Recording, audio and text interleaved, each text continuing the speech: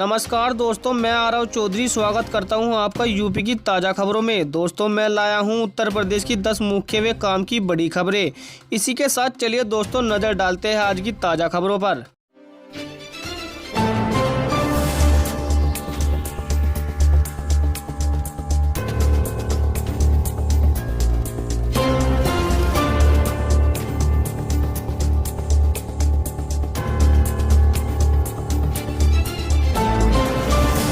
अच्छी खबर है दोस्तों, एलपीजी सिलेंडर 1200 रुपए का करने के बाद 200 रुपए कम कर दिए।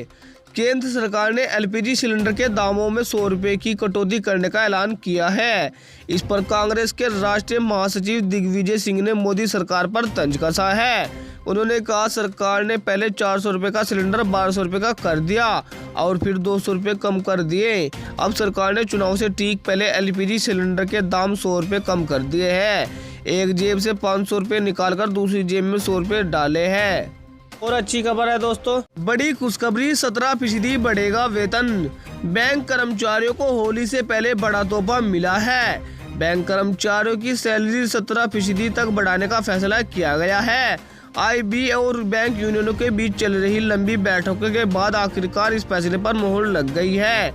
इस फैसले से देश के 8.50 लाख बैंक कर्मियों को लाभ मिलेगा। हालांकि बैंक कर्मियों की 5 दिन वर्किंग की मांग पर बैंक एसोसिएशन का कहना है कि इस पर फैसला केंद्र सरकार ही ले सकती है। चलिए खबर है दोस्तों, भीषण सड़क हादसा, 4 लोगों की दर्दनाक मौत। बुलंदशहर के खुर्जा नगर कोतवाली क्षेत्र में H-34 पर भीषण सड़क हादसा हुआ है।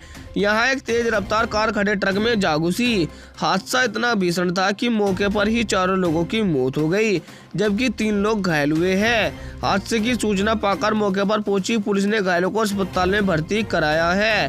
पुलिस ने शवों को पोस्टमार्टम के लिए भेज दिया है। चलिए दोस्तों, आप गरीबों पर जुल्म करने वालों के लिए हूँ मैं गब्बर राजभर।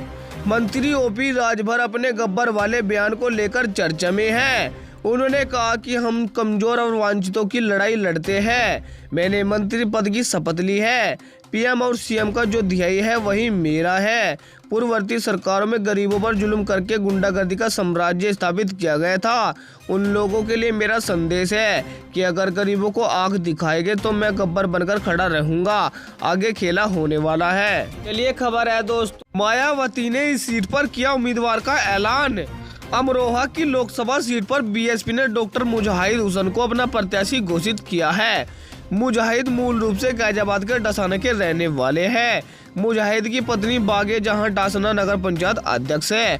भाजपा के पश्चिम यूपी के प्रभारी शमसुद्दीन रायना नगीना के सांसद गिरीश चंद और जिला अध्यक्ष सोमपाल सिंह की मौजूदगी में इसका ऐलान हुआ है।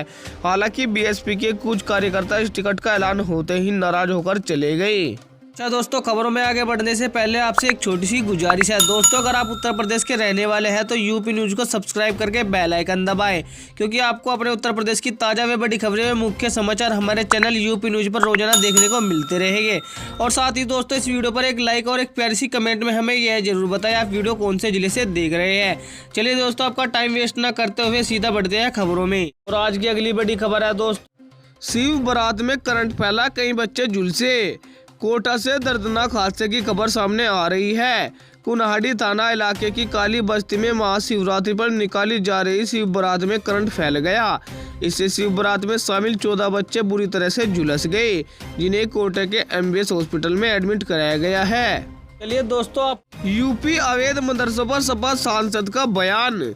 यूपी में एसआईटी ने 13,000 से अधिक अनधिकृत मदरसों को चिन्हित किया है। मदरसा संचालक का दावा है कि मदरसों का निर्माण चंदे से हुआ है, लेकिन उसके स्रोत के बारे में जानकारी है। इस पर सपा सांसद एसटी हसन ने कहा है कि मदरसा एक जमाने में शिक्षा का केंद्र था। एक जमाने में हिंदू मुस्लिम साथ में पढ़ते थे। इसमें फीडिंग का सोर्स पता चले या न चले, अगर इसमें कोई गैर कानूनी काम करे तो उस पर कार्रवाई होनी चाहिए। चलिए खबर है दोस्तों, पीएम मोदी के इस फैसले पर आरएलडी और सीएम योगी ने कहा थैंक्स। पीएम मोदी ने आज अंतर्राष्ट्रीय महिला दिवस पर नारी शक्ति को बधाई देते हुए एलपीजी गैस सिलेंडर की कीमतों में 100 रुपए की छूट की घोषणा की। पीएम के इस फैसले पर आरएलडी ने प्रतिक्रिया दी। आरएलडी नेता रोहित अग्रवाल ने एक्स पर कहा, एलपीजी सिलेंडर 100 रुपए कम करने का ऐलान किया है। धन्यवाद मोदी जी। वहीं सीएम योगी ने लिखा, कल्याणकारी सौगात के लिए प्रदेश वासियों की ओर से आपका हार्दिक आभार आदरणीय प्रधानमंत्री जी। ये दोस्तों, पेट्रोल छिड़ककर पत्नी को जिंदा जला दिया। बदायूं में एक शख्स ने अपनी पत्नी को जिंदा जला दिया। मुजरिया थाना के नथाऊ गांव निवासी शख्स गुरुवार देर शाम नशे में धुत होकर घर पहुंचा। इस दौरान पत्नी से किसी बात पर बहस हो गई। फिर नाराज पति ने बाइक से पेट्रोल निकाला और छिड़ककर आग लगा दी। इस दौरान सास ने बहू को बचाने की कोशिश की, लेकिन नाकाम रही। सास के सामने ही बहू ने दम तोड़ दिया। कोशिश में सास भी झुलस गई। पुलिस ने आरोपी को गिरफ्तार कर लिया है। चलिए खबर है दोस्तों, आइए दोस्तों इसी के साथ एक नजर डाल लेते हैं आज के मौसम पर।